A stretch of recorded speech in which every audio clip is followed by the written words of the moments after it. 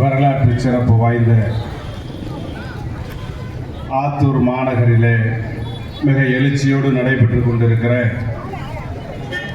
சமூக நீதியும் திராவிடமும் என்கிற பொதுக்கூட்டத்தினுடைய தலைவர் தமிழ் புலிகள் கட்சியினுடைய ஆத்தூர் சட்டமன்ற தொகுதியினுடைய மாவட்ட செயலாளர், ஆற்றல் மிகுந்த செயல் வீரர், பண்பாளர் அன்பு தம்பி விஜயகுமார் அவர்களே, இந்த பொதுக்கூட்டத்திற்கு வருகை தந்திருக்கிற நம்ம எல்லாம் வரவேற்று அமர்ந்திருக்கிற கட்சியினுடைய மாவட்ட துணை செயலாளர் அன்பு சகோதரர் அருள்குமார் அவர்களே, இந்த பொதுக்கூட்டம் இவ்வளவு சிறப்பாக நடைபெறுவதற்கு பல்வேறு நெருக்கடிகளுக்கு மத்தியிலே களமாடி இந்த பொதுக்கூட்டத்தினை முன்னின்று நடத்தி கொண்டிருக்கக்கூடிய கட்சியினுடைய ஒன்றிய செயலாளர் பாசத்திற்குரிய தம்பி செல்வம் அவர்களே, நகரத்தினுடைய செயலாளர் அன்பு தம்பி RK வீரவேல் அவர்களே, இளம் புலிகளினுடைய ஒன்றிய செயலாளர் அன்பு தம்பி பொல்லாம் ரமேஷ் அவர்களே, மாணவர் அணி செயலாளர் அன்பு அவர்களே, இளம் புலிகளினுடைய செயலாளர் தம்பி நவநீதன் அவர்களே, இந்த நிகழ்ச்சியிலே கலந்து கொண்டு சிறப்பித்துக் கொண்டிருக்கக்கூடிய மனிதநேய மக்கள் கட்சியினுடைய மாவட்ட தலைவர் அன்பு சகோதரர் ஜாகீர் ஹுசேன் அவர்களே, திராவிட முன்னேற்ற கழகத்தினுடைய பொறுப்பாளர்கள் அன்பு தம்பி வெங்கடேஷ் அவர்களே, சிதம்பரம் அவர்களே, கட்சியினுடைய மாவட்ட செயலாளர்கள் தம்பி ராவண பிரபு அவர்களே, ஜிம் கார்த்திக் அவர்களே, தமிழ்ச்செல்வம் அவர்களே, பிருத்திவிராஜ் அவர்களே, ஞானப்பிரகாஷ் அவர்களே, குருமூர்த்தி அவர்களே, பெரம்பலூர் கிஷோர்குமார் அவர்களே, கட்சியினுடைய மாவட்ட பொறுப்பாளர்கள் தம்பி கோபி அவர்களே, சிவா அவர்களே, சிவபிரகாஷ் அவர்களே, பிரசாந்த் அவர்களே, செந்தில் சேகவேரா அவர்களே, சுரேஷ் அவர்களே, சுந்தரம் அவர்களே, மாவீரன் நெப்போலியன் அவர்களே, மாது அவர்களே, சேகர், மார்க்ஸ், காந்தி, கார்த்திக், ராஜேஷ் உள்ளிட்ட பொறுப்பாளர்களே, சதீஷ், சக்கரை, பெரியசாமி, பிரகாஷ், அண்ணல் அன்பரசு, பாலமணி, பாண்டியன், விஜயகுமார், ராஜேஷ், சுரேஷ், மணிவல்லவன் அவர்களே, முத்துச்செல்வன் அவர்களே, துரைக்கண்ணன் அவர்களே, லோகநாதன் அவர்களே, சந்தோஷ் அவர்களே, மணி, சங்கர், கருப்பண்ணன், பெரியசாமி, வினோத், மணிகண்டன் உள்ளிட்ட பொறுப்பாளர்களே, செந்தாரப்பட்டி, கெங்கவல்லி, தம்மம்பட்டி பகுதியில் இருந்து வருகை தந்திருக்கிற அன்பு தம்பிகளே, நன்றி உரை ஆற்ற இருக்கிற அன்பு தம்பி பிரகாஷ் அவர்களே, கட்சியினுடைய மண்டல செயலாளர் உதய பிரகாஷ் அவர்களே, தொடக்க உரை ஆற்றி அமர்ந்திருக்கிற இளம் புலிகள் அணியினுடைய துணை செயலாளர் தம்பி திருவலவன் அவர்களே, கரும்புலி குயிலி பேரவையினுடைய மாநில செயலாளர் அன்பு தங்கை நாஞ்சலி அவர்களே, மாநில மாணவர் அணி துணை செயலாளர் தம்பி கபிலன் அவர்களே, கட்சியினுடைய பொதுச் செயலாளர் இளவேனில் அவர்களே, முதன்மை செயலாளர் முகிலரசன் அவர்களே, இளம்புலிகளினுடைய துணை செயலாளர் அன்பு தம்பி அறிவு தமிழன் அவர்களே, துணை பொதுச் செயலாளர் ராமச்சந்திரன் அவர்களே, துணை கொள்கை பொறுப்பு செயலாளர் அன்பு தோழர் சிவராம் அவர்களே, மாநில மாணவர் அணியினுடைய செயலாளர் அன்பு சகோதரர் சிலம்பரசன் அவர்களே, மாநில தொழிலாளர் அணியினுடைய துணை செயலாளர் பிரபு அவர்களே, ஊடக பிரிவு அணியினுடைய துணை செயலாளர் திருவள்ளுவன் மனோ அவர்களே, மாநில அமைப்பு செயலாளர் சிற்றரசு அவர்களே, எனக்கு முன்னர் திராவிட கருத்தியலை மிக சிறப்பாக எடுத்து கருத்துரையாற்றி அமர்ந்திருக்கிற தமிழ் புலிகள் கட்சியினுடைய தோழமை அமைப்பாக இருக்கிற ஒடுக்கப்பட்ட மக்களினுடைய பிரச்சனைகளுக்கு களமாடி வருகிற திராவிடர் விடுதலை கழகத்தினுடைய தலைவர் பெருமரியாதைக்குரிய தோழர் கொளத்தூர் மணி அவர்கள் உள்ளிட்ட இங்கே திரண்டிருக்கிற என் இனமான உறவுகளே, உங்கள் அனைவருக்கும் கட்சியின் தலைமையின் சார்பில் நெஞ்சார்ந்த மாலை நேர வணக்கத்தினை உறுத்தாக்கிக் கொள்கிறேன். தோழர்களே, சரியாக 6 மணிக்கு தொடங்க வேண்டிய பொதுக்கூட்டம் ஏறத்தாழ காலதாமதத்தோடு தொடங்கி நடந்து கொண்டிருக்கிறது. இங்கே எண்ணற்ற தோழர்கள், மணிக்கணக்கில் பேச முடிகிற தோழர்கள் தலைவர் பேச வேண்டும் என்பதற்காக வழிவிட்டு அமர்ந்திருக்கிறார்கள். அவர்களுக்காக நான் மீண்டும் ஒரு முறை நன்றியை சொல்ல கடமைப்பட்டிருக்கிறேன். தோழர்களே, இந்த ஆத்தூர் மாநகரில் நடைபெற்றுக் கொண்டிருக்கிற இந்த பொதுக்கூட்டம் நேரம் கடந்து நடந்து கொண்டிருக்கிறது. பல்வேறு ஆத்தூர் நகரத்தை சுற்றி இருக்கக்கூடிய கிராமப்புறங்களிலே இருந்து என்னுடைய உறவுகள் எல்லாம் இங்கே திரண்டிருக்கிறார்கள். தொடக்கத்திலே கூட சொன்னார்கள், கிராமப்புறங்களிலே இருந்து வருகை தந்திருக்கிறார்கள், பேருந்து வசதி இல்லாத கிராமத்திலே இருந்தெல்லாம் கூட வந்திருக்கிறார்கள். இந்த கூட்டத்தை 9 மணிக்கெல்லாம் நாம் முடித்து விட்டால் சிறப்பாக இருக்கும், இல்லை என்றால் மக்கள் ஒருவேளை கலைந்து விடுவார்களோ என்கிற அச்சத்தோடு கட்சியினுடைய நிர்வாகிகள், முன்னணி தலைவர்கள் எல்லாம் சொன்னார்கள். ஆனால் கிராமப்புறங்களிலே இருந்து வந்தாலும் ஆண்களை விட ஒருபடி நிகராக பெண்கள் இந்த பொதுக்கூட்டத்திலே திரண்டிருப்பதும், 10 மணி ஆனாலும் 11 மணி ஆனாலும் தலைவர் உரை கேட்காமல் நாங்கள் இருப்பிடத்தை விட்டு நகரமாட்டோம் என்று அப்படியே அமர்ந்திருக்கிற இந்த காட்சியை பார்க்கிற போது உண்மையிலேயே எந்த சமூகம் அரசியல் விழிப்புணர்வு அடையவில்லை என்று நாம் ஏங்குகிறோமோ, இனி வருங்காலத்தில் அப்படி ஒரு நிலை இருக்காது. நமக்கென்று வரக்கூடிய தலைவருடைய உரையை கேட்காமல் நாங்கள் திரும்ப மாட்டோம் என்று நீங்கள் அமர்ந்திருக்கிற இந்த எழுச்சி தான் இந்த சமூகத்திற்கு தேவையான ஒன்றாக நான் கருதுகிறேன். ஏனென்றால் ரொம்ப மிக முக்கியமான ஒன்று, சமூக நீதி கோட்பாடுகளை பற்றி, திராவிட இயக்கத்தினுடைய செயல்பாடுகளை பற்றி எனக்கு முன்னர் பேசுகிற அண்ணன் கொளத்தூர் மணி அவர்கள் மிக தெளிவாக இங்கே கருத்துக்களை பதிவு செய்திருக்கிறார்கள். தம்பி கபிலன் உள்ளிட்ட தம்பி விஜயகுமார் தோழர்கள் எல்லாம் சொன்னார்கள், நீங்கள் இங்கே ஒடுக்குமுறைக்கு ஆளாக்கப்படுகிற பல்வேறு கிராமங்களிலே இருந்து இங்கே வருகை தந்திருக்கிறார்கள், நீங்கள் ஒரு எழுச்சிகரமான அரசியலை பேச வேண்டும் என்று சொன்னார்கள். ஒரு புறம் இருக்கட்டும், இன்றைக்கு தமிழ் புலிகள் கட்சி இந்த ஆத்தூர் மாநகரிலே இந்த நாட்டை ஆண்ட கட்சி, இந்த நாட்டை ஆள துடிக்கிற கட்சி, இந்த 2 பெரும் கட்சிகள் நடத்துகிற பொதுக்கூட்டத்தை விட மிக சிறப்பான பொதுக்கூட்டத்தை ஆளுகிற கட்சிக்கு நிகராக தமிழ் புலிகள் கட்சி இந்த ஆத்தூர் மாநகரிலே நடத்தி கொண்டிருக்கிறார்கள் என்பதான ஒரு தோற்றம் இங்கே நிலவிக் கொண்டிருக்கிறது. இங்கே ஆத்தூர் நகருக்குள்ளே நுழைகிற இடத்திலே இருந்து ஏறத்தாழ 4-5 கிலோமீட்டருக்கு வண்ண கொடிகள், தமிழ் புலிகளினுடைய கொடிகள் இந்த ஆத்தூர் மாநகரை அபகரித்துக் கொண்டிருக்கிறது. வண்ண வண்ண பதாகைகள், ஒடுக்கப்பட்ட மக்களுக்காக போராடுகிற இந்த இயக்கத்தினுடைய தலைவரை அங்கீகரித்து வைத்திருக்கிற இந்த பதாகைகள் ஆதிக்க சாதி வெறியர்களை அச்சுறுத்துவதைப் போல இருந்தாலும் கூட அடக்கப்பட்ட ஒடுக்கப்பட்ட மக்களாக இருக்கிற நாங்கள் அரசியலாக திரண்டு விட்டோம். இதோ எங்கள் சமூகத்திற்கு விடுதலைக்காக ஒரு இயக்கம் உருவெடுத்து விட்டது என்பதை உணர்த்துவதாக இந்த பதாகைகள் இங்கே நின்று கொண்டிருக்கிறது. ஒரு எழுச்சிகரமான பொதுக்கூட்டம், ஆளுகிற கட்சியாக இருக்கலாம், ஆண்ட கட்சியாக இருக்கலாம், ஆளுவதற்காக துடித்துக் கொண்டிருக்கிற கட்சிகளாக இருக்கலாம். இவர்கள் எல்லாம் இன்றைக்கு இந்த கட்சிகளை எல்லாம் விட மிக சிறப்பாக இந்த பொதுக்கூட்டம் சிறப்பானது என்று ஏன் சொல்லுகிறேன் என்று சொன்னால், இங்கே அழைத்து வரப்பட்டவர்கள் வாகனம் கொடுத்து இந்த கூட்டத்திற்கு வருவதற்காக சம்பளம் கொடுத்து நிதி கொடுத்து அழைத்து வரப்பட்டவர்கள் அல்ல. இந்த சமூகத்தினுடைய மாற்றத்திற்காக ஒரு தலைவன் உரை நிகழ்த்த இருக்கிறான் என்று சொந்தமாக கிராமமாக இந்த பொதுக்கூட்டத்திற்கு திரண்டிருக்கிற ஒரு இன உணர்வாளர்களாக இங்கே நாம் அமர்ந்திருக்கிறோம். அதுதான் இங்கே நாம் சிறப்பாக நான் பார்க்கிறேன். அப்படிப்பட்ட இந்த வரலாற்று சிறப்புமிக்க கூட்டத்தில் ஒரு சில செய்திகள் நேரத்தின் அருமை கருதி நான் இங்கே சுருக்கமாக பேச விரும்புகிறேன்.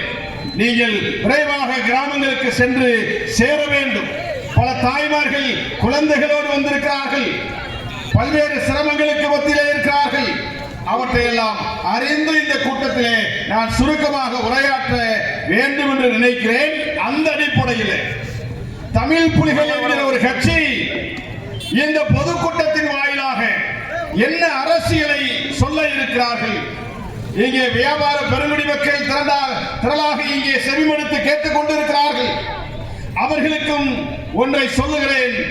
தமிழ் புலிகள் என்கிற ஒரு கட்சி இந்த மண்ணிலே நிலவுகிற சாதிய ஆதிக்கத்தை வீழ்த்தி அனைவரும் சமம் என்கிற சமத்துவ சமுதாயத்தை உருவாக்குவதற்காக மேதகு தலைவர் பிரபாகரன் அவருடைய பிறந்த நாள் அன்று 2008ஆம் ஆண்டு தொடங்கப்பட்ட அந்த இயக்கம் ஏறத்தாழ 16 ஆண்டுகள் கடந்த நிலையில் தமிழகத்தில் இருக்கிற சேரிகளில் இருக்கிற மூளை முடுக்குகளில் எல்லாம் இந்த இயக்கம் சென்றடைந்திருக்கிறது. அடக்கப்பட்ட ஒடுக்கப்பட்ட மக்களை சுயமரியாதை சிந்தனையோடு சமத்துவ சமுதாயத்தில் தன்னை இணைத்துக் கொள்கிற அந்த போராட்டத்தை முன்னெடுக்க வேண்டும் என்கிற உணர்வோடு தமிழகம் முழுவதும் இருக்கிற இந்த விளிம்பு நிலை சமுதாயத்தை ஒரு அரசியல் ரீதியாக திரட்டுகிற பணியை நாம் செய்து கொண்டிருக்கிறோம். தோழர்களே, இந்த தேசம், இந்த நாடு விடுதலை பெற்று 75 ஆண்டுகள் கடந்து விட்டதாக சொல்லப்படுகிற இந்த நிலையில் 75 ஆண்டு கால விடுதலை பெற்ற இந்த சுதந்திர நாட்டில் இன்றைக்கும் இந்த சுதந்திர காற்றை சுவாசிக்க முடியாத நிலை இங்கு இருக்கிற ஒடுக்கப்பட்ட மக்களுக்கு இருக்கிறது. இந்த ஒடுக்கப்பட்ட மக்களுடைய வாழ்க்கையில் இன்னும் கல்வியிலே, பொருளாதாரத்திலே, அரசியலிலே ஒரு மாற்றம் அடைய முடியவில்லை என்கிற யதார்த்த நிலை இருக்கிறது.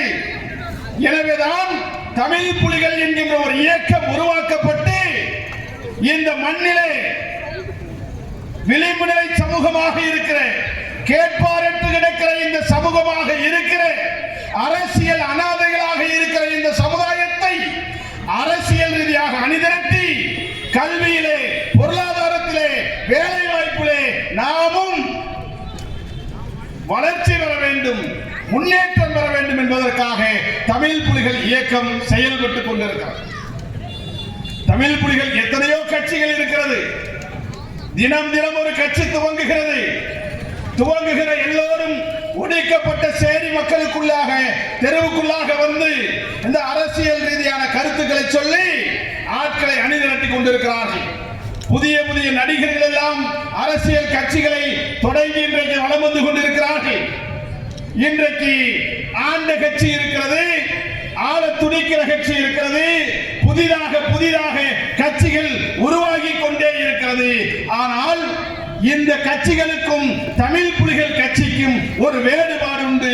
அந்த வேறுபாடுகளை விலக்கி சொல்லுவதற்குத்தான் இந்த ஆத்தூர் மாநகரிலே இந்த பொதுக்கூட்டம் நடந்து கொண்டிருக்கிறது. என்ன வேறுபாடு?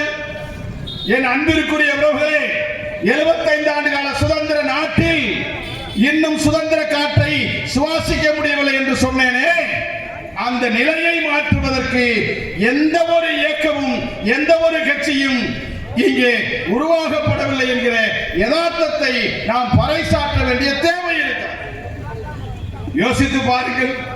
சேலம் மாநகரிலே தான் ஆத்தூரிலே இந்த பொதுக்கூட்டம் நடந்து கொண்டிருக்கிறது.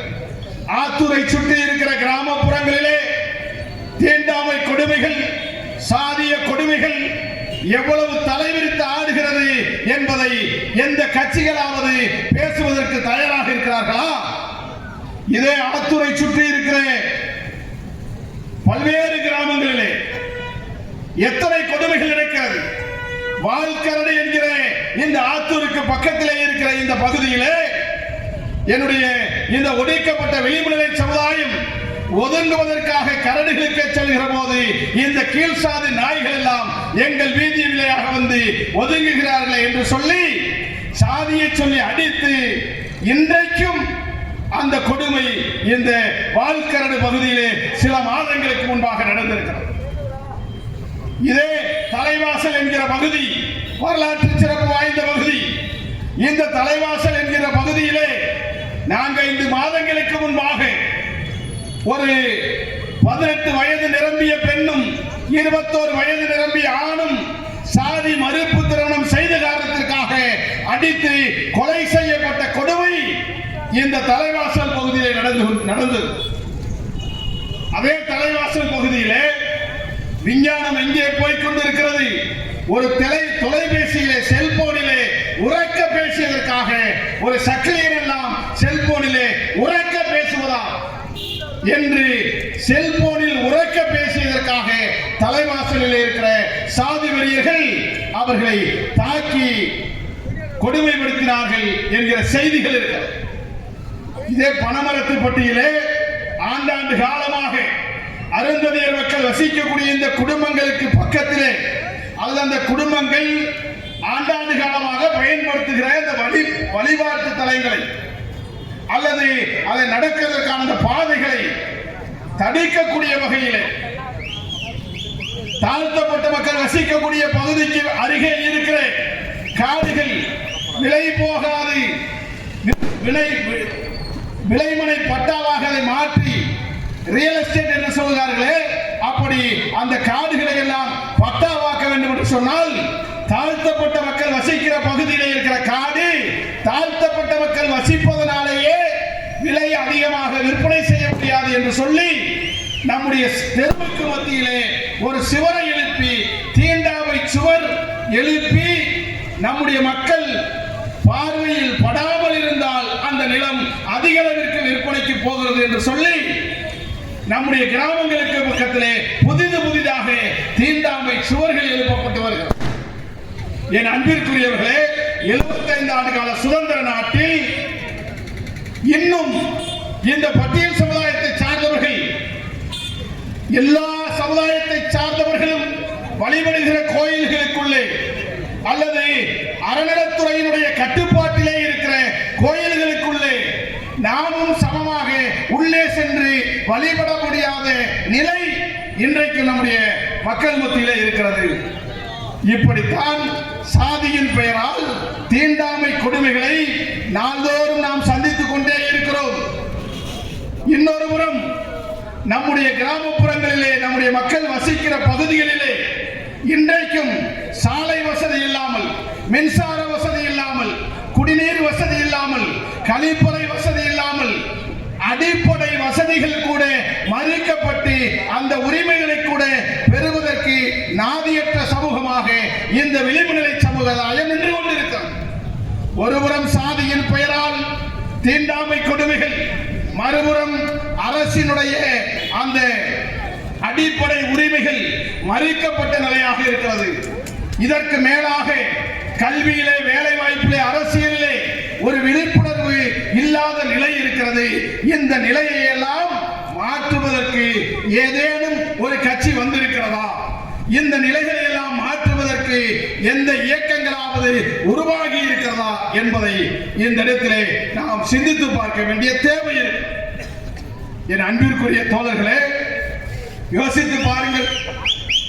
இந்த சமூகம் இந்த இன்னல் பாடுகளுக்குள்ளே அல்லது இந்த அடக்குமுறைக்குள்ளாக ஆளாக்கப்பட்டிருக்கிறதே, இந்த அடக்குமுறையிலிருந்து இந்த சமுதாயத்தை மீட்டெடுப்பதற்கு ஒரு இயக்கம் தேவைப்படுகிறது, ஒரு கட்சி தேவைப்படுகிறது.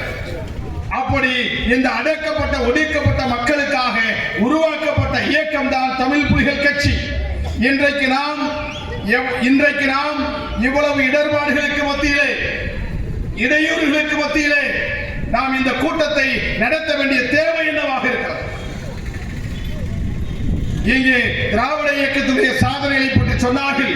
இந்த திராவிட இயக்கத்துடைய சாதனைகளிலே மிக முக்கியமான ஒன்று சுயமரியாதை உணர்வை ஊட்டி இருப்பது. ஆனால் இந்த சுயமரியாதை உணர்வை நாம் பெற்று தலைநிமிர வேண்டிய தேவை இருக்கிறது. இந்த தலைமுறை போராட்ட தலைமுறையாக உருவெடுத்தால்தான் அடுத்த தலைமுறை சுதந்திர தலைமுறையாக உருவாக முடியும் என்பதை இந்த தலைமுறைக்கு எடுத்துச் சொல்வதற்கு ஒரு இயக்கம், ஒரு கட்சி தேவைப்படுகிறது. இன்றைக்கு நம்முடைய இளைஞர்கள் மத்தியிலே, நம்முடைய வீதிகள் மத்தியிலே, நம்முடைய சேரிகள் மத்தியிலே எண்ணற்ற இயக்கங்கள், கட்சிகள் உருவாகி இருக்கிறது. ஆனால் நம்முடைய உரிமைகளை பேசுவதற்கு ஒரு கட்சி தமிழ் புலிகள் கட்சி மட்டும்தான் என்பதை நாம் இந்த இடத்திலே பதிவு செய்ய கடமை. யோசிச்சு பாருங்க, தமிழ்நாட்டில் நம்முடைய கிராமத்துல நம்முடைய ஊர்கள் இருக்கக்கூடிய 500 குடும்பங்கள் 300 குடும்பங்கள் அடர்த்தியாக இருக்கிற கிராமங்களா இருக்கும். அந்த கிராமத்திற்கே நம்ம ஊர் தலைவராக இருப்போம். அந்த கிராமத்துல ஒரு கோயில் திருவிழா நடக்குதுன்னு வச்சுக்கோங்க. அந்த கோயில் திருவிழாவை நடத்துவதற்கு 500 குடும்பங்களுக்கு தலைவராக நம்முடைய ஊர் தலைவராக இருக்கிற நம்முடைய தலைவர் இந்த கோயில் விழாக்கள் நடத்த இருக்கிறோம் என்று சொல்லி காவல் நிலையத்திற்கு நாம் அனுமதி கேட்க போகிறோம் என்று வைத்துக் கொள்ளுங்கள். போலீஸ் ஸ்டேஷன்ல போய் எங்க தெருவில் நாங்க கும்பாபிஷேகம் நடத்த போறோம், கோயில் சாமி கும்பிட போறோம், எங்களுக்கு அனுமதி கொடுங்க, எங்களுக்கு பாதுகாப்பு கொடுங்க அப்படின்னு நம்ம கேட்டா எந்த போலீஸ்காரங்களாவது வாங்க சேர்ல உட்காருங்க, உங்க கோயில் கும்பாபிஷேகமா கோயில் திருவிழாவா நல்லா நடத்துங்க என்று எந்த காவல் நிலையத்திலாவது நம்முடைய சமுதாயத்தினுடைய ஊர் தலைவரை கோயில் பூசாரியை நாற்காலியில் அமர வைத்து எந்த காவல் நிலையத்திலாவது நம்முடைய சமுதாயத்திற்கான அங்கீகாரத்தை வழங்குகிறார்களா என்று சொன்னால் எந்த காவல் நிலையத்திலும் அப்படிப்பட்ட ஒரு நிலை கிடையாது. ஆனா இன்னொரு ஆதிக்க சாதிகளை சார்ந்தவர்கள் காவல் நிலையத்திற்கு போனால் அவர்களுக்கு என்ன மரியாதை, நம்முடைய சமுதாயத்தை சார்ந்தவர்கள் அந்த கோயிலுக்குள்ளே போனால் என்ன மரியாதை யோசிச்சு பாருங்க. ஆக இந்த காவல்துறையை காவல் நிலையங்களாக இருக்கலாம் அல்லது கிராம அலுவலர் என்று சொல்வார்களே, விஓ, ஆர்ஐ, தலையாரி, தாசில்தார் என்று சொல்லுகிறார்களே, அந்த நிர்வாகத்துறை அமைய பெற்றிருக்கக்கூடிய அலுவலகங்களாக இருக்கலாம். அலுவலகங்களுக்குள்ளாக காவல் நிலையங்களுக்குள்ளாக சமமாக அமர்ந்து நம்முடைய உரிமைகளை கோர முடியாத நிலை இருக்கிறது. இங்கு இருக்கிற காவல்துறை அதிகாரிகள் எல்லாம் இருக்கிறார்களே, இந்த காவல்துறை அதிகாரிகள் எல்லாம் நம்முடைய இளைஞர்கள் நம்முடைய தெருக்களிலே அமர்ந்து பேசிக் கொண்டிருக்கிறார்கள் என்று வைத்துக் கொள்ளுங்கள். போலீஸ்காரன் ரவுண்ட்ஸ்ல வருவான், நம்ம பசங்க நம்ம தெரு இருக்கிற இடத்துல நைட்ல பேசிட்டு இருப்பான், இன்னியார எங்க பேசுற என்று சாதியை சொல்லி வீட்டுக்குள்ளே போ என்று சொல்லி சாதிய திமிரோடு போலீஸ்காரன் அந்த காக்கி சட்டை போட்டவுடனே நம்ம சாதிக்காரனை பார்த்தா தான் கோவமே வரும். அப்பதான் போலீஸ்காரனாலே உணர்றான். அப்ப அவன் என்ன செய்யறான், சாதியை சொல்லி வா போ வாடா போடான்னு வைக்கிறான். ஆனா அடுத்த சாதி தெருவுக்குள்ள போனா எல்லாத்தையும் பொத்திட்டு புல்லட் சத்தம் கூட கேட்காம கிராஸ் பண்ணி போய் அங்கிட்டு போய் பேசுறான். அப்போ ஏன் இதை நான் சொல்றேன்னா, காவல் நிலையத்தில் நம்முடைய இளைஞர்களுக்கோ நம்முடைய ஊர் தலைவர்களுக்கோ நிர்வாகத்துறை அலுவலகத்தில் நம்முடைய இளைஞர்களுக்கோ ஊர் தலைவர்களுக்கோ மரியாதை கிடையாது. இந்த நிலையிலே ஏன் மரியாதை நமக்கு இல்லை? ஏன் நம்மை சமமாக அரசு கேந்திரங்கள் நடத்துவதற்கு தயங்குகிறது, மறுக்கிறது என்பதை நாம் புரிந்து கொள்ள வேண்டும். நம்முடைய இளைஞர்கள் கல்வியை பெற முடியவில்லை, கல்வியை பெற்றால் அரசு பணிகளுக்கு போக முடியவில்லை. ஏன் நாம் அரசு பணிகளுக்கு போக முடியவில்லை?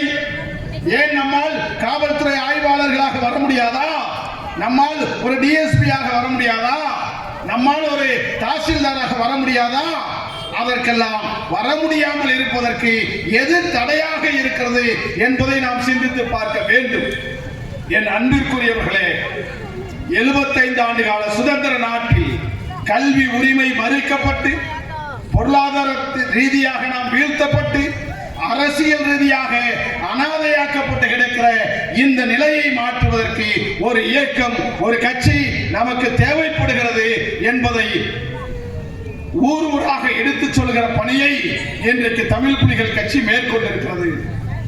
எனவே நாம் நம்முடைய சுயமரியாதை உணர்வை பெற வேண்டும் என்று சொன்னால் நாம் அரசியலாக அமைப்பாக திரள வேண்டிய தேவை இருக்கிறது. எத்தனையோ கட்சி இருக்காங்க, எத்தனையோ இயக்கங்கள் புதுசு புதுசா தோன்றாங்க. ஆனா நம்முடைய மக்களுக்கு ஒரு பிரச்சனைனா யார் வர்றாங்க, யார் வந்திருக்காங்க?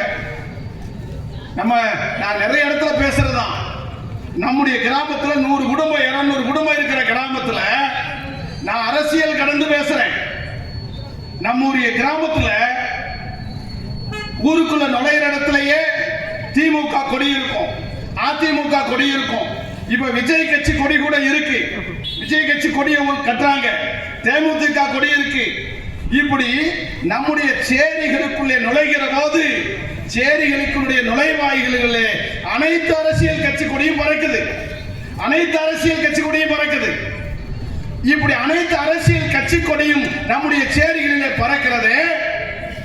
நம்மை ஒருவன் சாதியை சொல்லி அடிக்கிறான் என்று வைத்துக் கொள்ளுங்கள், நம்மை ஒருவன் சாதியின் பெயரால் அவமானப்படுத்துகிறான் என்று வைத்துக் கொள்ளுங்கள், அல்லது நமக்கு குடிநீர் இல்லை, மின்சாரம் இல்லை, சாலை வசதி இல்லை என்கிற ஒரு நிலை இருக்கிறது என்று வைத்துக் கொள்ளுங்கள்.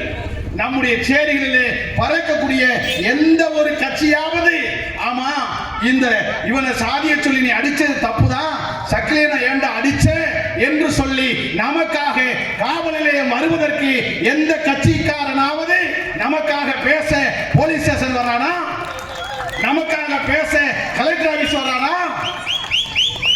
தலைவாசல் ஆணவ படுகொலை நடந்திருக்க எந்த கட்சிக்கார ரோட்டுக்கு வந்திருக்கிறான்? யோசிச்சு பாருங்க. வால்கரடிலே நம்முடைய பெண்களை அடித்து தாக்கி இருக்கிறானே, அந்த வால்கரடிலே அதிமுக இல்லையா? அந்த வால்கரடிலே விஜய்க்கு கட்சி இல்லையா? அந்த வால்கரடிலே விஜயகாந்துக்கு கட்சி இல்லையா? ஏன் இந்த கட்சிக்காரர்கள் அங்க வரல? ஏனென்றால் அவனெல்லாம் நமக்கான கட்சி நடத்தவில்லை, நம்முடைய வாக்குகளுக்காக மட்டும்தான் கட்சி நடத்துகிறான். ஆனால் இன்றைக்கு தமிழ் புலிகள் கட்சி உங்களிடத்திலே வாக்கு கேட்டு வரவில்லை, உங்கள் வாழ்க்கை மாற்றத்திற்காக வீதிகளில் இருந்து போராடுவதற்கான கட்சியாக தமிழ் புலிகள் கட்சி இருக்கிறது. அதான் நாங்க சொல்றோம். இதுக்கு முன்னாடி நம்முடைய சேரிகளிலே அரசியல் கட்சிகளிலே இருக்கிற எல்லா கட்சி கொடியும் பறக்கலாம்.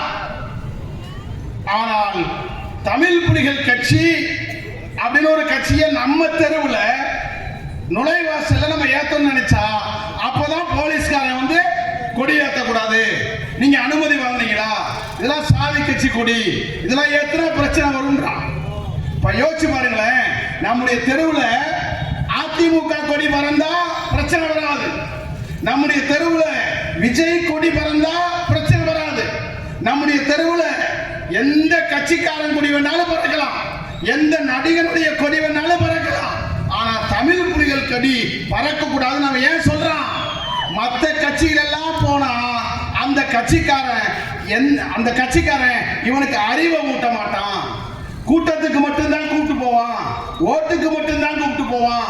ஆனா தமிழ் புலிகள் கட்சி உள்ள வந்தா இவன் அம்பேத்கரை பத்தி சொல்லி தருவான், பெரியாரை பத்தி சொல்லி தருவான். அம்பேத்கரையும் பெரியாரையும் தெரிஞ்சுக்கிட்டா இவன் ரோட்டுக்கு வந்து போராடுவான். அப்போ நீ எம்ஜிஆரை பத்தி தெரிஞ்சுக்க, அவனுக்கு கவலை இல்லை. நீ ஜெயலலிதாவை பத்தி தெரிஞ்சுக்க, அவனுக்கு கவலை இல்லை. நீ விஜய பத்தி தெரிஞ்சுக்க, அவனுக்கு கவலை இல்லை. ஆனா அம்பேத்கரை பத்தி நீ தெரிஞ்சுக்காத என்று அரசு கேந்திரங்கள் சொல்லுகிறது என்று சொன்னால் நமக்கான தலைவன் எம்ஜிஆர் அல்ல, ஜெயலலிதா அல்ல, விஜய் அல்ல, அம்பேத்கர் தான், தந்தை பெரியார் தான் நமக்கான தலைவர்கள் என்பதை நாம் சொல்லுவதை விட நாம் வளரக்கூடாது என்று நினைக்கிறான் அல்லவா, அவன் நமக்கு சொல்லித் தருகிறான். இதை புரிஞ்சுக்கங்க, இந்த அரசியலை புரிஞ்சுக்கங்க. நாம் பாதிக்கப்பட்டு கிடைக்கிற போது, நாம் செத்து வீழுகிற போது, நாம் சாதியின் கொடுமையால் அடைக்கப்பட்டு ஒடுக்கப்பட்டு கிடைக்கிற போது நமக்காக ஒப்பாரி வைக்க கூட எந்த கட்சிக்காரனும் வரல, வரமாட்டான். அப்போ நாம் எந்த கட்சியிலே இருக்க வேண்டும்? இன்னும் சொல்ல வேண்டும் என்று சொன்னால் நமக்கு எதுக்கு கட்சி? நமக்கு எதுக்கு கட்சி? நம்ம தெருவுல எல்லா கட்சியிலையும் ஆள் இருப்பான், எல்லா கட்சியிலையும் ஆள் இருப்பான்.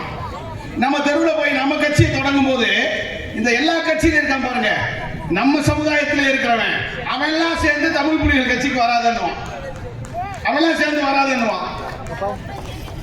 சரி, நீ ஒரு கட்சியில் இருக்கையில நம்ம தெருவிலேயே இந்த பட்டியல் சமுதாயத்திலேயே அல்லது நம்முடைய ஒடுக்கப்பட்ட இந்த மக்கள் மத்தியிலேயே நமக்கு ஒரு பிரச்சனை என்று சொன்னால் நீ இருக்கிற கட்சி வீதிக்கு வந்து போராடவில்லை என்றால் எதற்கு எனக்கு கட்சி? எதுக்கு எனக்கு ஒரு பிரச்சனை, இந்த பிரச்சனையை தீர்த்து வைக்க ஒரு கட்சி எனக்கு உதவிக்கு வரலைன்னா அந்த கட்சியோட கொடி ஏன் தெருவில் ஏன் பறக்கணும்? யோசிச்சு போற ஏன் தெருவில் ஏன் பறக்கணும்? அதனால தான் நாங்க சொல்றோம், உனக்கு உதவாத எந்த கட்சி கொடியும் உன்னுடைய சேரியில பறக்க விடாத என்பதை நான் வீதி வீதியாக சொல்லிக் கொண்டிருக்கிறேன். இப்ப நீங்க இப்படி யோசிச்சு பாருங்களேன். இப்ப மணியண்ண இருக்காங்க, திராவிடர் விடுதலை கழகம் ஒரு கொடி இருக்கு. இந்த கொடிய உங்க தெருவுல நம்ம தெருவுல இந்த கொடியை ஏத்துறாங்கன்னு வச்சுக்கோங்க, இந்த கொடியை ஏத்துறாங்கன்னு வச்சுக்கோங்க, அல்லது திராவிடர் விடுதலை கழகம்ங்கிற ஒரு இயக்கம், நான் நம்ம இயக்கத்தை கூட விட்டுருங்க, தமிழ் புலிகளை கூட விட்டுருங்க, திராவிடர் விடுதலை கழகம்ங்கிற ஒரு இயக்கத்தை அந்த இயக்கத்துல நீங்க சேர்ந்து அந்த கொடியை உங்க தெருவுல ஏத்துறீங்கன்னு வச்சுக்கோங்க. அப்போ உங்க தெருவுல ஒரு பிரச்சனை நடக்குதுன்னு வச்சுக்கோங்க, திராவிடர் விடுதலை கழகம் போராடுமா போராடாதா? நிச்சயமாக போராடும். திராவிடர் விடுதலை கழகம் தான் உங்களுக்காக களத்தில் வந்து போராடும். ஏன்னா இந்த கொடியை ஏத்தலைனாலும் போராடுங்கிறது வேற. இதை ஏன் சொல்கிறேன் சொன்னால், நீ ஒரு இயக்கத்தை பின்பற்றுகிறாய், நீ ஒரு கட்சியில இருக்கிறாய், நீ ஒரு ரசிகனாக இருக்கிறாய், நீ உன்னுடைய ரசிகனை இப்பொழுது நீ தலைவராக ஏற்றுக்கொண்டிருக்கிறாய் என்றால் நீ யாரை வேண்டுமானாலும் தலைவராக ஏற்றுக்கொள், மாற்று கருத்தில்லை. விஜய் உனக்கான தலைவனா ஏற்றுக்கொள், ஜெயலலிதா உனக்கான தலைவரா ஏற்றுக்கொள், யாரை வேண்டுமானாலும் நீ தலைவராக ஏற்றுக்கொள். ஆனால் உன் அக்காலும் தங்கையும் சாதியின் பெயரால் பாதிக்கப்படுகிற போது நீ ஏற்றுக்கொண்டிருக்கிற தலைவன் ரோட்டுக்கு வீதிக்கு வரவில்லை என்றால் நீ ஏற்றுக்கொண்டிருக்கிற தலைவன் சரியான தலைவனா இல்லையா என்பதை இளைய தலைமுறையே நீ சிந்தித்து பார். நீ என்ன தமிழ் புலிகள் கட்சியில சேர தேவையில்லை. தமிழ் புலிகள் கட்சியில் இருக்கிற எங்கள் தலைவராக ஏற்றுக்கொள்ளவில்லை என்றாலும் இந்த சமுதாயத்திற்கு ஒரு பாதிப்பு என்றால், நீ கட்சியிலே இருந்தாலும் இல்லை என்றாலும், என்னை தலைவராக ஏற்றுக்கொண்டாலும் இல்லாவிட்டாலும் உனக்கான பிரச்சனை என்றால் வீதிக்கு வந்து போராடுகிற ஒரே கட்சி தமிழ் புலிகள் கட்சி தான் என்பதை நீ மறந்து விடாது. யோசிச்சு பாரு, இத பேச நாதி இருக்கா? சேலம் சுத்தி மலைப்பகுதியில் இருக்கிற யோசிச்சு பாருங்க, மலைப்பகுதிகளிலே ஒரு மான் தவறி வருகிறது என்று வைத்துக் கொள்ளுங்கள், ஒரு மான் வழி தவறி வருகிறது என்று வைத்துக் கொள்ளுங்கள், அந்த மானை அடிக்க முடியுமா? நாம மலைப்பகுதியில் இருந்து ஒரு காற்று பன்றி தப்பி வருகிறது என்று வைத்துக் கொள்ளுங்கள், அந்த பன்றியை நம்மால் தாக்க முடியுமா? முடியாது. இது பன்னிதானே என்று சொல்லி அந்த காட்டு பன்றியை நாம் அடித்தால் வன பாதுகாப்பு சட்டம் என்ற ஒரு சட்டம் இருக்கிறது. அந்த வன பாதுகாப்பு சட்டத்தின்படி மானை தாக்கினால் தண்டனை, சிறைபிடிக்கப்படுவீர்கள். பன்றியை தாக்கினால் நீங்கள் சிறைபிடிக்கப்படுவீர்கள். ஏன்னா பன்னியை பாதுகாக்க இங்கே ஒரு சட்டம் இருக்கிறது, மானை பாதுகாக்க இங்கே ஒரு சட்டம் இருக்கிறது. ரோட்ல தானே தெரியுது, நம்மளா வைவமே நாயேன்னு வைவமே. அந்த தெருவில் இருக்கிற நாயை நம்மால் அடிக்க முடியுமா? அடிக்க முடியாது. தெருவில் போற நாயை அடிச்சுட்டாங்க என்று சொல்லி புகார் கொடுத்தால் அடித்தவன் சிறைக்கு போவான். இதை நான் ஏன் குறிப்பிடுறேன்னா, நாயை அடிச்சா அவன் ஜெயிலுக்கு போறான், பன்னி அடிச்சா அவன் ஜெயிலுக்கு போறான், மான் அடிச்சா ஜெயிலுக்கு போறான். ஆனா ஒரு சக்கிலியனையோ பல்லனையோ பறையனையோ அடித்து விட்டு சுதந்திரமாக அவனால் நடமாட முடிகிறது, சுதந்திரமாக அவனால் நடமாட முடிகிறது. எப்படி? சக்கிலியனை அடிச்சுட்டு அவன் சாதாரணமா நடமாடுறானே, கேட்க யாருமே இல்லையே, கேட்க ஒரு தலைவன் வரலையே, கேட்க ஒரு சங்கம் வரலையே. ஆனால் இப்பொழுது தமிழ் புலிகள் என்கிற ஒரு கட்சி வந்திருக்கிறது. நீ நாய் அடிக்கிற மாதிரி பன்னி அடிக்கிற மாதிரி இனிமே ஒரு சக்கிலிய மேல கைய வச்ச என் மீது அடிப்பதற்காக வைக்கப்பட்ட கை அடுத்த நொடி தரையில் வீழ்த்தப்பட்டு கிடக்கும் என்பதை உறக்க சொல்வதற்கு ஒரு கட்சி தேவைப்படுகிறது. என்ன நம்ம எல்லடா சலிச்சுட்டோம்? உன்னை மாதிரி தானே வேலைக்கு போறோம், உன்னை மாதிரி தானே வேட்டி சட்டை கட்டுறோம், உன்னை மாதிரி தானே சேலை கட்டுறோம். நீ திங்கிற அதே உணவைத்தானே நாங்கள் திங்குகிறோம். அப்போ எதிலே நாங்கள் குறைந்தவர்களாக இருக்கிறோம்? இந்த சாதியில பிறந்தது எங்கள் குற்றமா? இந்த நிலையை மாற்ற வேண்டும் என்று சொன்னால் நாம் எதற்கும் சளைத்தவர்கள் அல்ல என்கிற ஒரு சிந்தனைகளை உறக்க சொல்லுவதற்கு நமக்கென்று ஒரு இயக்கம் தேவைப்படுகிறது. இப்பயும் பாருங்க, கிராமத்தில் இதே ஆத்தூர் டவுன்ல ஒரு போலீஸ் ரவுண்ட்ஸ் வர்றான். நம்முடைய பெண்டு பிள்ளைகளை எப்படி கேள்வி பண்றான், நம்முடைய இளைஞர்களை எவ்வளவு கேவலமா நடத்துறான். ஆதிக்க சாதிக்காரனுக்கு நிகராக அரசு அதிகாரிகள் நடந்து கொள்கிறார்கள். இந்த நிலையை மாற்றுவதற்கு நமக்கு ஒரு அரசியல் இயக்கம் தேவைப்படுகிறது. எனவேதான் தமிழ் புலிகள் என்கிற ஒரு இயக்கத்தை உருவாக்கி நாம் ஒவ்வொரு கிராமமாக சேரியாக சென்று இளைஞர்களே நீங்கள் அமைப்பாக திரளுங்கள். ஏனென்றால் நான் சாதாரண கிராமத்தில் பேசுறதா, ஒரு தலைவன் இல்லை என்றால் ஒரு குடும்பம் எப்படி சிதறடிக்கப்படுமோ, தலைவன்னா நான் ஆண் பெண் அந்த கோணத்தில் சொல்லல, தலைவன் என்றால் பெண்ணுக்கும் இருக்கும். அல்லது இப்படி வச்சுக்கலாம், ஒரு தலைவி இல்லாத குடும்பம் எப்படி சிதறடிக்கப்படுமோ, ஒரு தலைவன் இல்லாத குடும்பம் எப்படி சிதறடிக்கப்படுமோ, அதை போலத்தான் ஒரு தலைவன் இல்லாத இந்த சமூகமும் சிதறடிக்கப்பட்டு போய்விடும். ஒரு குடும்பத்தை வழிநடத்துவதற்கு, ஒரு தெருவை வழிநடத்துவதற்கு, ஒரு சமுதாயத்தை வழிநடத்துவதற்கு, ஒரு நாட்டை வழிநடத்துவதற்கு தலைவன் என்பவன் மிக முக்கியமாக தேவைப்படுகிறான். எனவேதான் உனக்கான தலைவனை நீங்கள் தேர்ந்தெடுக்க வேண்டும். உங்களுக்கான ஒரு இயக்கத்தை நீங்கள் அடையாளம் காண வேண்டும். உங்களுக்காக போராடுகிற அரசியல் கட்சிகளில் நீங்கள் இருங்கள், எங்களுக்கு மாற்று கருத்து கிடையாது. தமிழ் புலிகளை தான் இருக்கணுங்கிற அவசியம் இல்லை. உங்களுக்காக போராடுகிற எந்த கட்சியை வேண்டுமானாலும் நீங்கள் இருக்கலாம். ஆனால் அந்த கட்சி உங்களுக்காக போராடுகிறதா? அந்த கட்சி உங்களுடைய உரிமைகளை பேசுகிறதா? உங்களுக்காக சாலை மறியல் செய்கிறதா? உங்களுக்காக வீதிகளிலே வந்து களமாடுகிறதா? அதான் கேள்வி. யோசிச்சு பாருங்க. இன்றைக்கும் நம்முடைய சமுதாயம் கல்வி பெறாம, பொருளாதாரத்தில் வலிமை இல்லாம, எடுப்பார் கைப்பிள்ளையாக நின்று கொண்டிருக்கிறது. பாத்தீங்கன்னா இன்றைக்கு தமிழ்நாட்டில் மலமழுகிற சாதியை என்று இந்த சமுதாயத்தை முத்திரவித்து வச்சிருக்கான். அந்த பணிக்கு போகிறாங்க. இந்த துப்புரவு பணிக்கு போகிற பெரும்பான்மையான நம்முடைய சமுதாயத்தை சார்ந்தவர்களுக்கு துப்புரவு பணி என்கிற ஒரு பணி இனிமே அரசாங்க வேலைக்கே தேர்வு செய்யப்பட மாட்டார்கள். தமிழ்நாட்டிலே இருக்கிற தூய்மை பணி, துப்புரவு பணி இனி அரசாங்க பணியாக தேர்வு செய்ய முடியாது. இவர்கள் ஒப்பந்த பணியின் மூலமாக மட்டும்தான் தேர்வு செய்யப்படுவார்கள் என்று அரசாணை பிறப்பிக்கப்பட்டு விட்டது. ஆனா தூய்மை பணிக்கு போற நம்முடைய சொந்தம், நம்முடைய மக்கள் என்ன நினைக்கிறாங்க?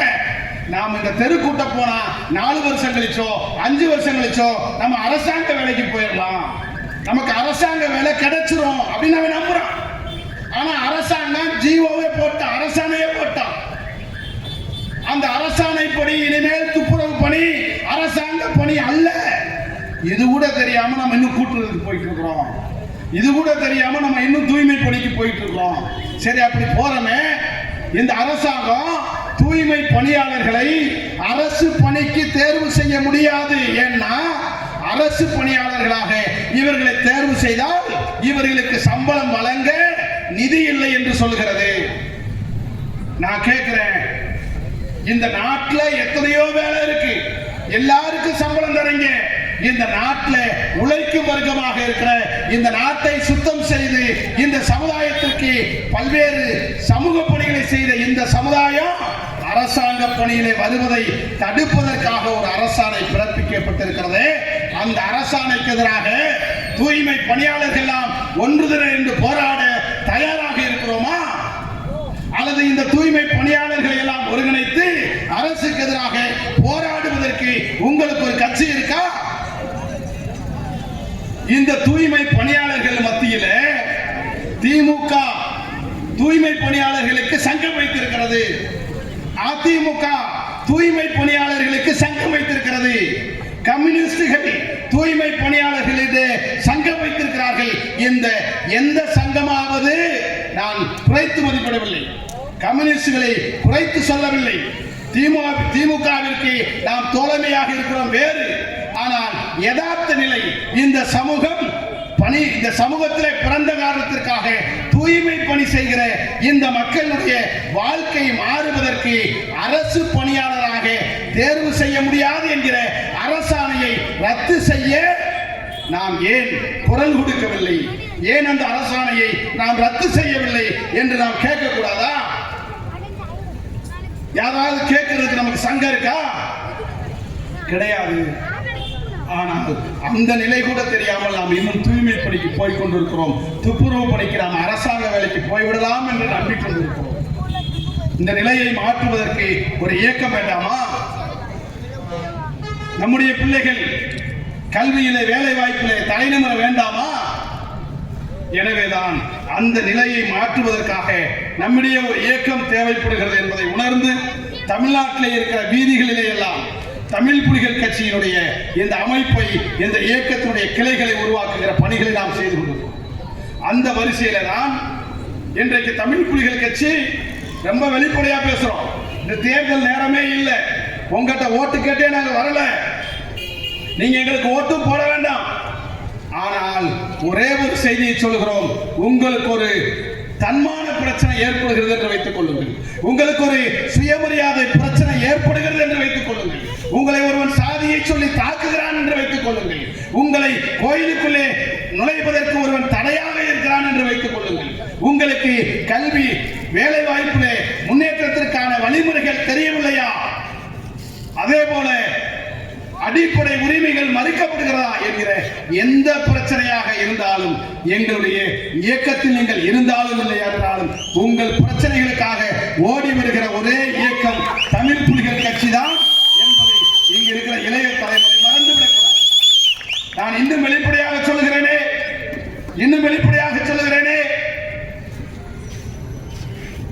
சங்கம் இல்லாத எந்த சமூகமாவது இருக்கிறதா? ஏன் சங்கம் தேவைப்படுகிறது? ஏன் நமக்கு ஒரு அரசியல் இயக்கம் தேவைப்படுகிறது? அரசியல் இயக்கம் வைத்திருப்பதனால் அந்த அரசியல் இயக்கம் வலிமை அடைவதன் மூலமாக அவர்களுடைய உரிமைகளை அவர்களால் பெற முடிகிறது. அரசியலாய் நாம் அணிதிரளால் மறுக்கிற காரணத்தினால் நம்முடைய உரிமைகளை நாம் பெற முடியவில்லை. யோசிச்சு பாருங்களேன், இன்னைக்கு ஒரு போலீஸ்காரன் நம்முடைய சமுதாயத்தில் இருக்கிற இளைஞர்களை இவ்வளவு கேவலமா பேசுறான்ல, ஆதிக்க சாதிகள் சொல்லக்கூடிய எந்த சாதிக்காரனையாவது இவ்வளவு கேவலமாக பேசுவானா? பேச மாட்டான். ஏன்? அவனுக்கு ஒரு கட்சி இருக்கு, சங்கம் இருக்கு, அவன் போலீஸுக்கு எதிராக போராடுவான். உனக்கு கழிப்பற வசதி இல்ல, 100 வீடு 500 வீடு இருக்கிற தெருவில் உனக்கு கக்கசு இல்ல, இந்த நிலை ஆதிக்க சாதிகள் வசிக்கக்கூடிய அந்த தெருவில் இருக்கா? இல்ல. ஏன் இல்லைன்னா அவனுக்கு ஒரு கட்சி இருக்கு, அவன் போராடுவான். அந்தந்த மக்களுக்கு பிரச்சனை என்றால் அவர்களுக்காக போராட ஒரு கட்சி இருக்கிறது. எனவே உங்களுக்காக போராடுவதற்கு ஒரு கட்சி இல்லை என்றால், நீங்கள் அரசியல் படுத்தவில்லை என்றால், உங்களுக்கு போராட்ட நாதியற்ற சமூகமாக நாம் தொடர்கிற இந்த நிலையை தடுக்க வேண்டும் என்பதற்காகத்தான் இப்படி ஒரு இயக்கத்தை நாம் உருவாக்கி இருக்கிறோம். நிறைய செய்தியை சொல்லலாம். நான் பேச வந்த செய்தியே திராவிட இயக்க சித்தாந்தம் சமூக நீதி எப்படியெல்லாம் வளர்த்தெடுத்துச்சு என்கிற அந்த செய்திகளை தான் பேசணும் வந்தேன். நமக்கு 2 பிரச்சனை இருக்கு. தத்துவார்த்த ரீதியாகவும் பேசணும், நம்முடைய சமூக மக்களுக்கு இருக்கிற பிரச்சனைகளையும் பேசணும். மற்றவங்களுக்கெல்லாம் ஒரு பிரச்சனை, நமக்கு பல பிரச்சனை. இதையெல்லாம் உள்ளடக்க வேண்டும் என்று சொன்னால் நமக்கு ஒரு இயக்கம் தேவைப்படுகிறது என்பதை நாம் புரிந்து கொள்ள வேண்டும். அப்படி என்றால் தான் நம்முடைய அடுத்த தலைமுறையாவது குறைந்தபட்சம் கல்வி பெற்ற, வேலைவாய்ப்பு பெற்ற, பொருளாதாரத்தில் முன்னேற்றம் அடைகிற ஒரு சமூகமாக மாறும் என்பதை நீங்கள் புரிந்து கொள்ள வேண்டும் தோழர்களே. எனவே என் அன்பிற்குரிய உறவுகளே, உங்களிடத்திலே நாங்கள் சொல்லிக் கொள்கிற ஒரே செய்தி, நாம் அமைப்பாக திரளாமல் நம்முடைய உரிமைகளை வெல்ல முடியாது. நம்முடைய அமைப்பின் மூலமாக மட்டுமே தான் நம்முடைய உரிமைகளை வெல்ல முடியும் என்பதை இந்த இடத்திலே சொல்லிக்கொண்டு, அமைப்பாக திரளுவது காலத்தினுடைய தேவை. இன்றைக்கு ரொம்ப சாதாரண விஷயம். இந்த நாட்டையே நம்ம தான் தீர்மானிக்கிறோம். இந்த நாட்டில் முதலமைச்சர் யார் வரணுங்கிறத நம்ம தான் தீர்மானிக்கிறோம். நம்முடைய தொகுதியில யார் எம்எல்ஏவா வரணுங்கிறத நம்ம தான் தீர்மானிக்கிறோம். நம்முடைய தெருவில் யார் கவுன்சிலா வரணுங்கிறத நம்ம தான் தீர்மானிக்கிறோம். இங்கே யார் பிரசிடென்ட் ஆக வேண்டும் நாம் தான் தீர்மானிக்கிறோம். இங்கே யார் கவுன்சிலர் நாம் தான் தீர்மானிக்கிறோம். இங்கே யார் சட்டமன்ற உறுப்பினர் நாம் தான் தீர்மானிக்கிறோம். இங்கே யார் முதலமைச்சர் என்பதையும் நாம் தான் தீர்மானிக்கிறோம். இவர்களை எல்லாம் தீர்மானிக்கிற நாம் ஒரு இடத்தில் கூட பஞ்சாயத்து தலைவராக இல்லை. இவர்களை எல்லாம் தீர்மானிக்கிற நாம் ஒரு இடத்திலே கூட கவுன்சிலர் இல்லை. இவர்களை எல்லாம் தீர்மானிக்கிற நாம் ஒரு இடத்திலே கூட எம்எல்ஏவாக இல்லை. ஏன் முதலமைச்சரையே தீர்மானிக்கிற நாம் ஒரு வார்டு மெம்பராக கூட வர முடியவில்லை என்றால் இந்த நிலையை மாற்ற வேண்டாமா? நம்முடைய தலைமுறையிலே நம்முடைய அரசியல் உரிமைகளை வெல்ல போவது எப்போது? ஏன் நம்ம பிள்ளைகள்லாம் கவுன்சிலர் ஆகக்கூடாதா? நம்ம பிள்ளைகள்லாம் எம்எல்ஏ ஆகக்கூடாதா? நம்ம பிள்ளைகள்லாம் பிரசிடென்ட் ஆகக்கூடாதா? பிரசிடென்ட் என்பதோ கவுன்சிலர் என்பதோ அல்லது ஆய்வாளர் என்பதோ அல்லது தாசில்தார் என்பதோ இவையெல்லாம் வெறும் அரசு பணி என்றாக இணைந்தாதீர்கள். அதுவெல்லாம் அதிகாரத்தினுடைய குறியீடு. எனவே இந்த அதிகாரத்தை நாம் எட்ட வேண்டும் என்று சொன்னால் இந்த வாய்ப்புகளை எல்லாம் நாம் பெறுவது காலத்தினுடைய கட்டாயம். அந்த அடிப்படையிலே இழந்த அரசியல் உரிமைகளாக இருக்கலாம், அடிப்படை உரிமைகளாக இருக்கலாம், இன்னும் சொல்ல வேண்டும் என்று சொன்னால் நமக்கு ஏற்பட்ட சுயமரியாதை பிரச்சனையாக கூட இருக்கலாம். சுயமரியாதை பிரச்சனையாக கூட இருக்கலாம். இன்னும் வெளிப்படையாக சொல்லணும்னா நாம் சுயமரியாதை பெறுவதற்கு நாம் தலை நிமிர்வதற்கு எது தடையாக இருந்தாலும் அதை உடைப்பதன் மூலமாகத்தான் நாம் தலை நிமிர முடியும். நம்மளை செருப்பு போட்டு நடக்க கூடாதுன்னு சொல்றானா, அந்த இடத்துல செருப்பு போட்டு நடப்பது மட்டுமல்ல, என்னை செருப்பு போட்டு நடக்க கூடாது என்று எவனாவது சொன்னால் அவனை செருப்பு அடிக்கக்கூடிய ஆற்றலை நீங்கள் பெற வேண்டும். என்னுடைய கொடியை நீ பறக்க விடாது என்று சொன்னால் என் கொடி பறக்கலைனா எவன் கொடி பறக்க விட மாட்டேன்னு சொல்லி எந்த கட்சி கொடியா இருந்தாலும் அந்த கொடிகளை வெட்டி சாத்து. என் கொடி என் தெருவில் பறக்கல, ஊராங்கொடி புற என் தெருவில் பறக்கணுமாடா? என் பிரச்சனையை பேச எவனும் வரமாட்டேன், உன் கொடி என் தெருவில் பறக்கணுமா என்று சிந்திக்கணும், கேள்வி கேட்கணும். எவனாவது நம்முடைய அக்கா தங்கைகளை கேள்வி பண்ணிட்டு அவன் 2 கைகளோட நம்ம வீதியை விட்டு தாண்டக்கூடாது. நம்ம அக்கா தங்கச்சி கேள்வி பண்ணா அவன் 2 கைகளோட வெளியே போ.